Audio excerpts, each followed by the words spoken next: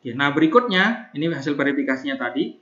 Berikutnya, bagaimana cara menginfokan agar nantinya ketika kita membuat playbook, koneksi ke MikroTik-nya R1, R2, R3, R4 untuk grup router ini menggunakan login user-nya adalah Ansible. Kemudian dari Ansible juga mengenali bahwa target mesin itu berupa network platform, bukan server. Kalau server kan SSH-nya bisa banyak perintah yang bisa digunakan. Namun kalau network platform kan terbatas tergantung platform jaringannya. Untuk itu di Ansible ada fitur variabel di inventory yang bisa dideklarasikan untuk menentukan Ansible user siapa yang digunakan login ke router target. Ansible koneksinya menggunakan apa? Nah, di sini kita Ansible usernya berarti menggunakan Ansible. Ansible koneksinya kita gunakan network underscore CLI karena agar Ansible memperlakukan target mesin itu sebagai perangkat jaringan, bukan server yang kemampuannya lebih tinggi. Gitu. Kemudian Ansible Network OS digunakan untuk menginformasikan platform jaringan apa yang ada di target mesin atau manage mesin. Dalam hal ini router OS. Nah, untuk itu kita kembali buka file di directory /etc/ansible/host menggunakan nano. Kita coba langsung. Nano /etc/ansible/host.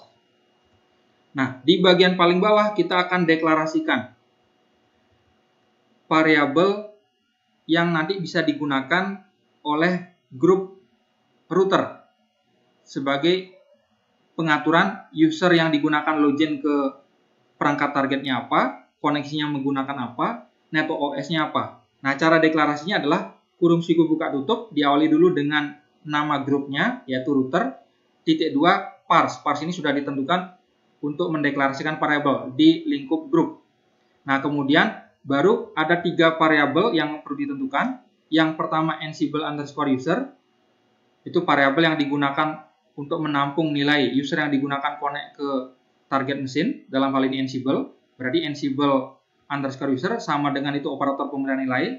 Ansible adalah nama user yang tadi sudah kita tambahkan di setiap router MikroTik. Kemudian variabel kedua adalah Ansible underscore connection. Ini digunakan untuk menginformasikan ke Ansible bahwa target itu bukan server, tapi network platform. Sehingga koneksinya kita gunakan network underscore CLI. Kemudian yang ketiga, Ansible Network OS. Nah, Ansible underscore network underscore OS untuk menginformasikan operating system dari target network platformnya. Dalam hal ini adalah router OS. Jadi 3 ini yang perlu ditambahkan. Kita simpan. Ctrl O Enter, Ctrl X. Oke. Nah, berikutnya kita verifikasi hasilnya. Bisa menggunakan perintah till. Till itu untuk menampilkan 10 baris terakhir yang ada di file host di directory /etc/ansible/host.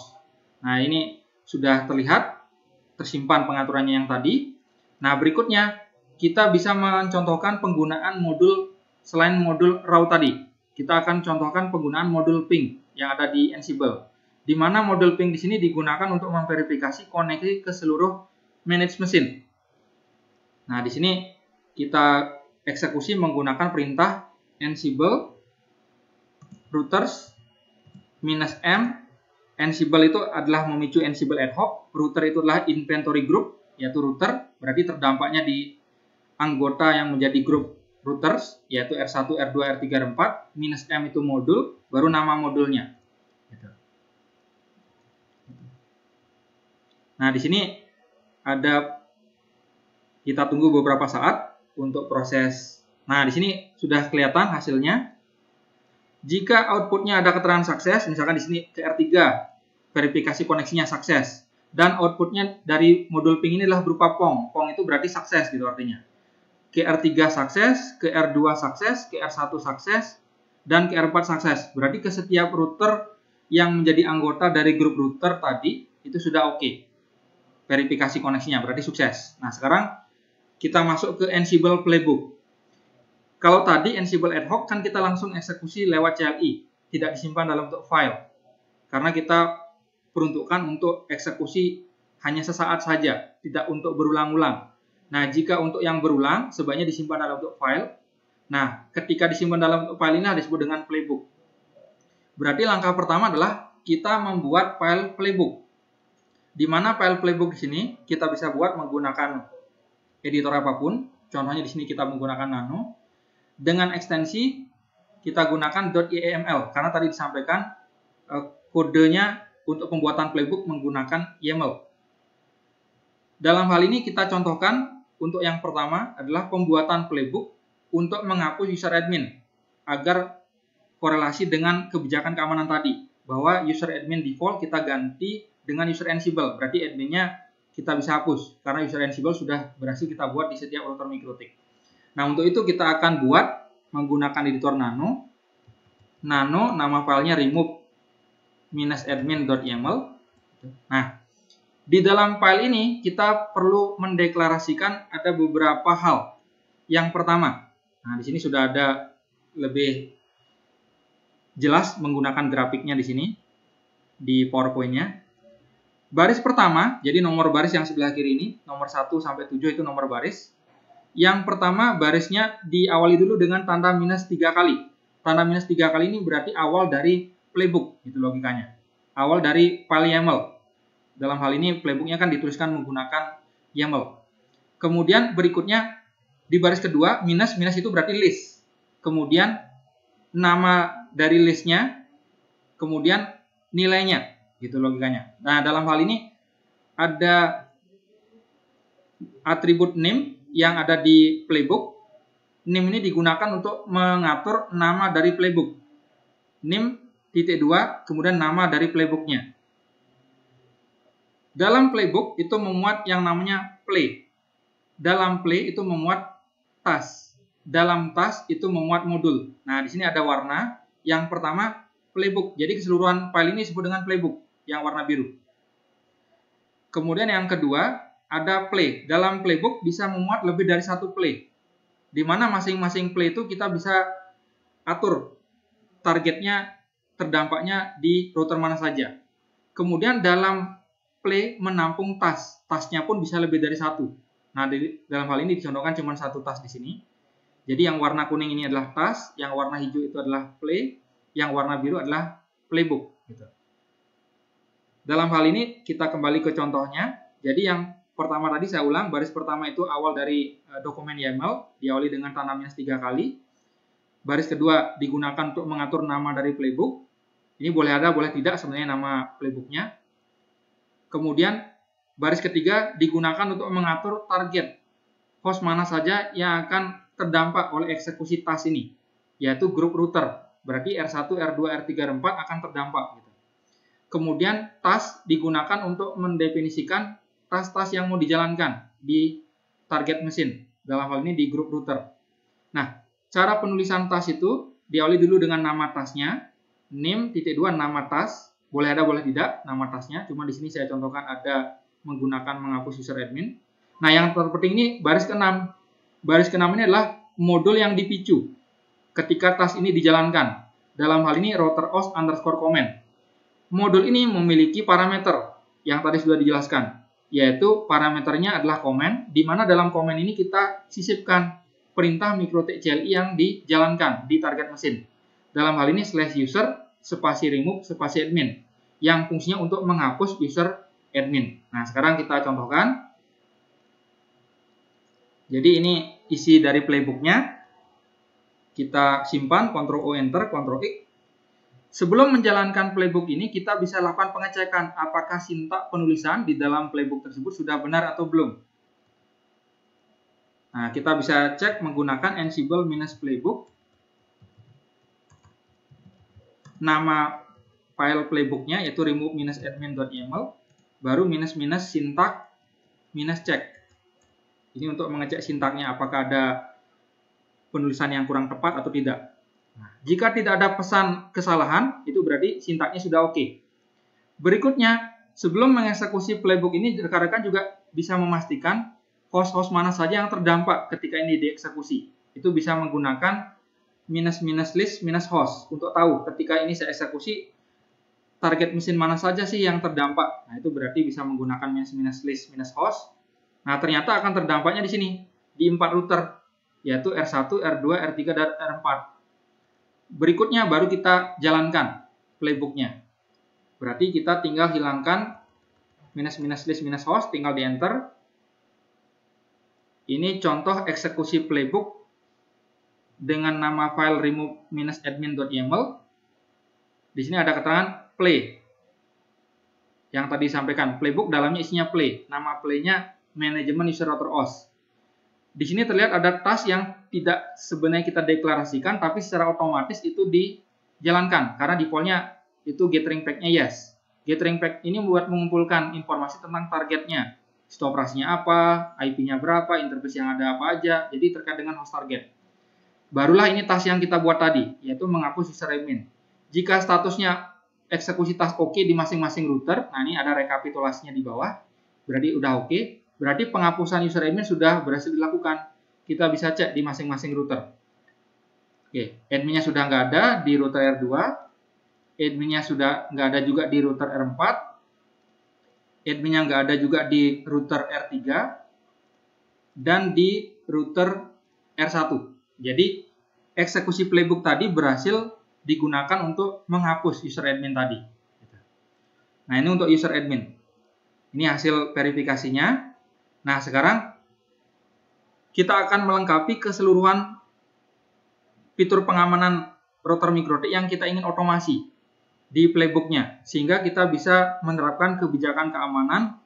Ada 10 totalnya, yaitu menonaktifkan router OS MAC access, yaitu MAC telnet, MAC ping, MAC winbox, menonaktifkan neighbor discovery di setiap router, menonaktifkan BT server, DNS keys, client service, mengaktifkan strong crypto SSH, menonaktifkan interface router, misalkan hanya untuk Ether 4 dan 5, contohnya di sini.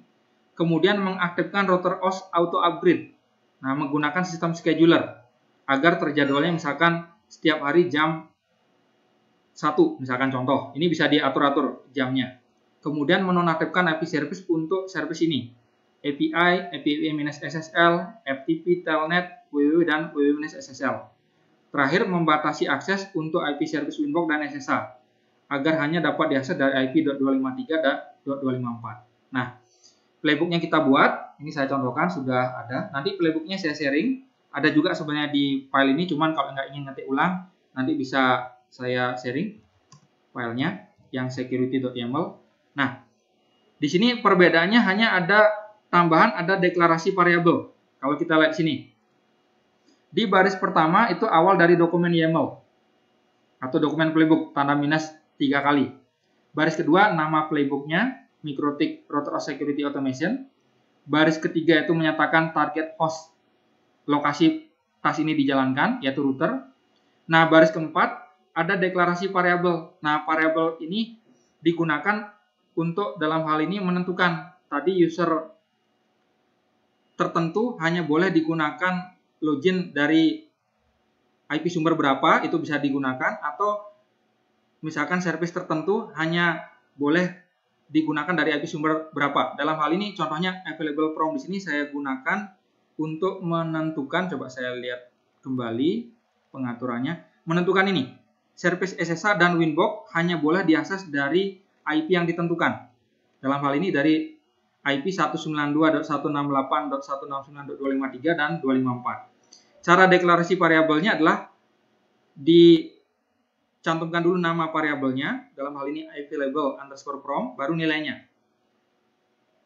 Kemudian ada deklarasi juga variabel interface yang menampung ada 2 interface yang ingin dinonaktifkan interface-nya di setiap router. Dalam hal ini Ether 4 dan Ether 5. Baru ada pendeklarasian task, ini task pertama, yaitu buat menonaktifkan router OS MAC, baik MAC telnet, MAC winbox, dan MAC ping. Nah, kita lihat di sini, memanggil di baris 11 ada modul router OS underscore command. Sedangkan parameter komennya ada 3. Perintah CLI MikroTik yang dipicu untuk menonaktifkan MAC telnet, itu yang pertama, MAC winbox yang kedua, MAC ping yang ketiga. Di mana perintah ini sudah kita bahas sebelumnya. Kemudian baris 17 ini untuk task menonaktifkan neighbor discovery di seluruh interface.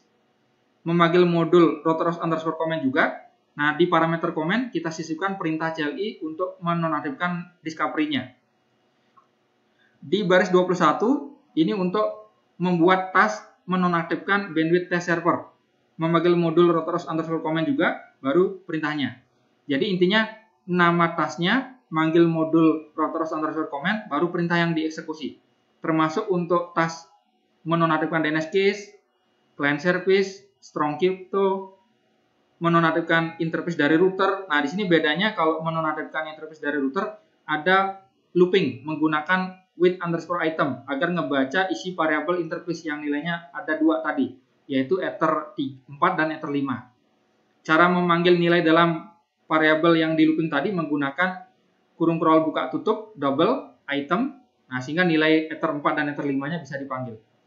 Nah, kemudian untuk menjadwalkan router auto upgrade yang ini di 45 tasnya. Komennya seperti yang tadi dijelaskan untuk router OS versi setelah 6.31 yang ini yang digunakan. Kemudian menonaktifkan IP service. Nah, yang tadi API sampai dengan www-ssl. Ini juga menggunakan looping pakai with_item. Nilai dari masing-masing item yang ada di perulangan dipanggil menggunakan item. Gitu. Dalam kurung curl buka tutup double item. Nah, baru terakhir mengatur available from agar SSH dan Winbox hanya boleh diakses dari IP sumber tertentu. Jadi untuk Winbox sama SSH hanya dari available from tadi, dari 253 dan 254. Nah, kalau itu sudah dibuat, oke, di sini saya contohkan sudah dibuat, Ctrl X, baru kita cek menggunakan sintak cek penulisannya.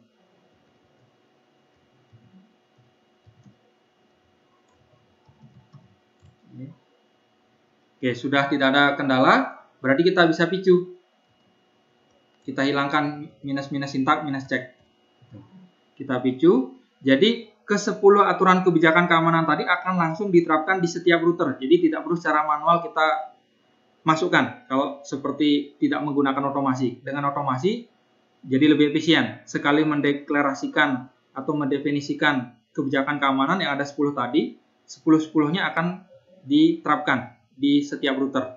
Di sini kelihatan ada play-nya dijalankan, ada pengumpulan informasi gathering pack. Ini tas yang pertama buat menonaktifkan router OSMAC di keempat router sudah oke. Ini neighbor discovery, DNS keys, menonaktifkan client services, strong crypto, dan saat ini sedang proses menonaktifkan interface dari router, menjadwalkan router upgrade, menonaktifkan IP services. Ini IP services yang tadi sudah didefinisikan untuk dinonaktifkan dan mengatur available from. Oke, nah ini sudah oke, kita coba verifikasi. Ini contohnya di R2. Nah, di R2 tadi kita sudah tentukan IP service-nya. Nah, ini sudah dinonaktifkan, diatur juga spesifik SSH dan Winbox-nya dari mana aja yang boleh mengakses. Kemudian tadi interface-nya juga dinonaktifkan. Kemudian client aksesnya tadi untuk yang universal plug and play juga sudah di-disable. Kemudian untuk IP sock-nya juga sudah di-disable. Web proxy-nya sudah di-disable. Kemudian ada pengaturan terkait dengan dynamic name service-nya juga sudah disable. Kemudian terkait dengan MAC server. Nah, ini MAC telnet sudah none, Winbox juga none, MAC ping juga sudah di-disable. Kemudian ada BT server, nah ini juga sudah di-disable. Termasuk sistem scheduler. Nah, ini sudah ditambahkan.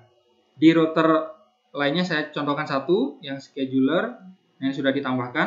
Nah, jadi di setiap router sudah diatur seperti kebijakan yang tadi kita tentukan. Nah, ini contohnya di R3, yang ini di R1, sistem scheduler.